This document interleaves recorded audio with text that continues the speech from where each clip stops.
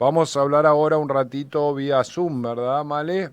Vía Zoom con Efraín Rodríguez Valdivia, él es periodista independiente, está en Francia y nos hace un repaso semanal de lo que ocurre en el viejo continente. Efraín, ¿nos estás escuchando? Buen día. Hola Santiago, hola a todos allá en Neuquén. Bueno, muchas gracias, Efraín. ¿Cuál es la actualidad allí de Europa? ¿Qué nos podés contar de los principales datos para entender lo que está pasando por allí? Bueno, dos casos. El primero, el reciente ataque que hubo a un mercado de Navidad en Alemania, en la ciudad de Magdeburgo, Sí. en la que han fallecido 5 personas. Y bueno, las autoridades alemanas ya se han desplazado al lugar. De momento se sabe que es un médico psiquiatra saudí de 50 años y que vive en Alemania desde el 2006 y ejercía esta profesión no lejos del lugar donde habría cometido este acto. Ujú. No se descarta la pista terrorista, pero de momento, según el perfil del atacante, no habrían nexos con organizaciones terroristas o cuestiones vinculadas a lo que se llama la islamización. Ajá. Así que todavía no se tiene mucha información, pero eso es lo último que pasó en Alemania. Y en Bien. Francia, que es una cuestión que es muy probable que haya también trascendido en el Atlántico, en el otro lado del Atlántico, fue la condena contra Dominique Pellicot, acusado de prostituir a su mujer bajo una sumisión química, es decir, darle una bebida con un sedante para prostituirla durante 9 años. Han sido imputados y condenados más de 49 hombres, 50 con el marido, penas que oscilan entre los 12 y 9 años. Ujú. ¿Cómo está Europa con la llegada de Donald Trump al gobierno de los Estados Unidos, con la victoria en realidad de los republicanos allí? Y bueno, la tensión con China, ¿cómo repercute el contexto geopolítico internacional allí?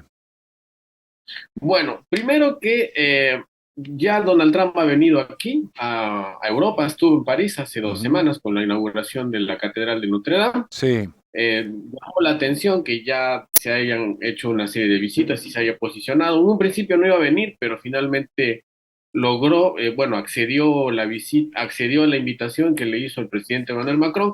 Y en primer lugar era uno, para ver en qué medida iba a seguir apoyando a Ucrania respecto al conflicto, que tiene más de 1000 días, que este año 2024 se cumplieron 1000 días del conflicto.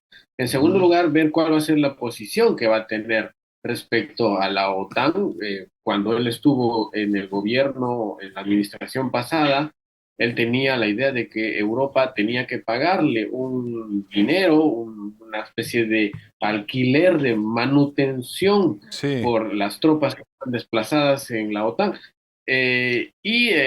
Queda en ver cómo va a reaccionar justamente la posibilidad de que se vaya a desmembrar la OTAN y que el conflicto finalmente de Ucrania se resuelva potencialmente en una mesa de negociación.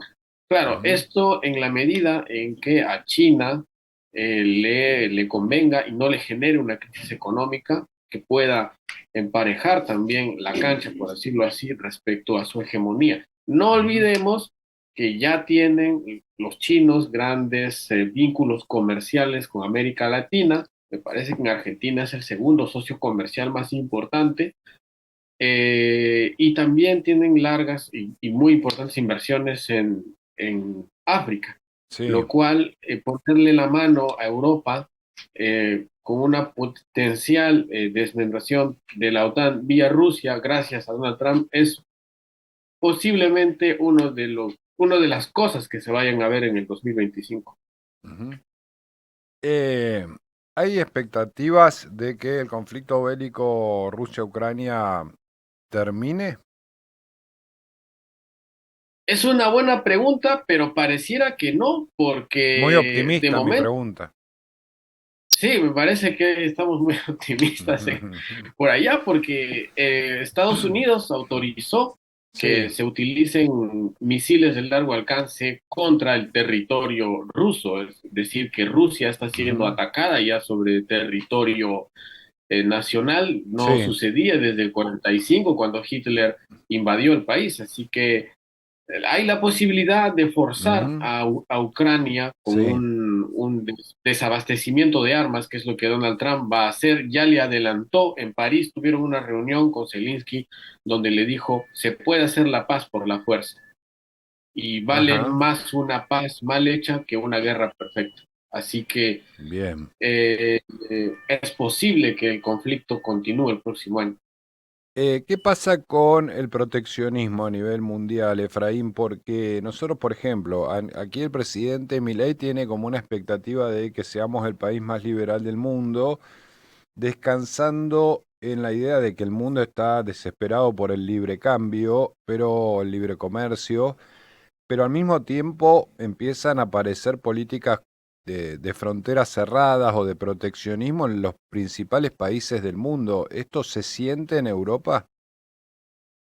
Sí, y se siente particularmente con una cuestión que afecta en el día a día a los argentinos y vamos a Ujú. decir a los franceses y a los europeos, que es el tema del Mercosur. Sí, El Mercosur que se acaba de firmar hace unos días, que finalmente fue firmado por Ursula von der Leyen, la sí. presidenta de la Comisión Europea, en Montevideo, pues finalmente va a hacer de que toda la exportación del Mercosur llegue aquí, que la exportación europea vaya a los mercados del Mercosur, Ujú. pero esto en un contexto de una guerra arancelaria que se va a establecer entre China y Estados Unidos, Sí. donde se han prometido elevarse justamente tasas arancelarias.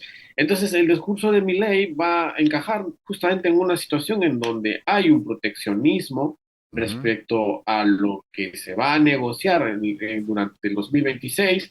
Hay que recordar que hubo el foro Asia-Pacífico en Lima hace unas semanas atrás. Fue la última vez que se encontró Joe Biden y Xi Jinping en Lima, Ujú. Perú, Sí. y le dijeron a los chinos, nosotros también podemos pelear cuestiones económicas. Ujú. Entonces, hay esa posibilidad. Sin embargo, no olvidemos, y esa es una cuestión que va a, yo creo que beneficiar a Argentina, es la explotación de las famosas tierras raras, las que permiten la fabricación de las baterías.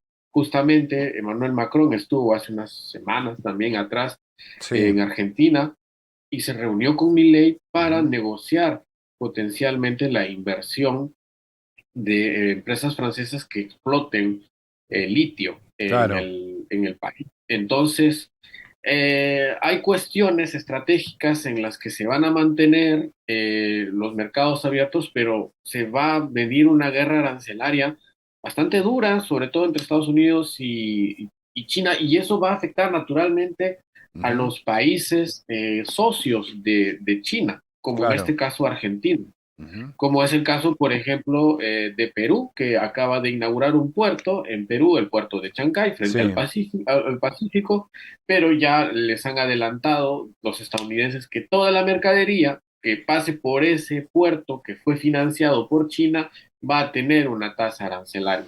Ajá. Entonces, una manera de Bien. castigar también. Entonces, es probable que Argentina también se vea metida en estas circunstancias que vayan a frenar un poco el resultado de lo que está llevando Milei en Argentina pese a los recortes sociales en el gasto público. Bien, bien. O sea, no estamos entrando en la bella época del liberalismo a nivel mundial. Sí, bueno, se está frenando mucho Sí. y también hay que ver cuestiones del medio ambiente Ujú. que están exigiendo de que haya una reducción de ese consumismo. Hay una cosa muy curiosa que está pasando aquí en Europa, por ejemplo, alguna vez se veía con mucha frecuencia manzanas argentinas y Sí. los movimientos ecologistas hablaban de la posibilidad de dejar de consumir productos que venían del otro lado del Atlántico Ujú. por cuestiones de traslado y combustible, y se está instaurando una cuestión más de consumo local. Pero Bien. claro, es en función de lo que les conviene, porque no olvidemos que los europeos cuando les conviene, pues hay libre mercado, y es el caso de las tierras raras, para explotarlas en el litio en Argentina, pero cuando se trata de que los productos argentinos, por ejemplo, lleguen a Francia, pues empiezan a cuestionarse sobre el libre mercado. Ujú. Efraín, muchísimas gracias por atendernos y por haber charlado durante este año con nosotros. Nos vamos a volver a contactar con vos, por supuesto, en 2025. Te mandamos un abrazo grande, felicidades para vos allí y para toda tu familia.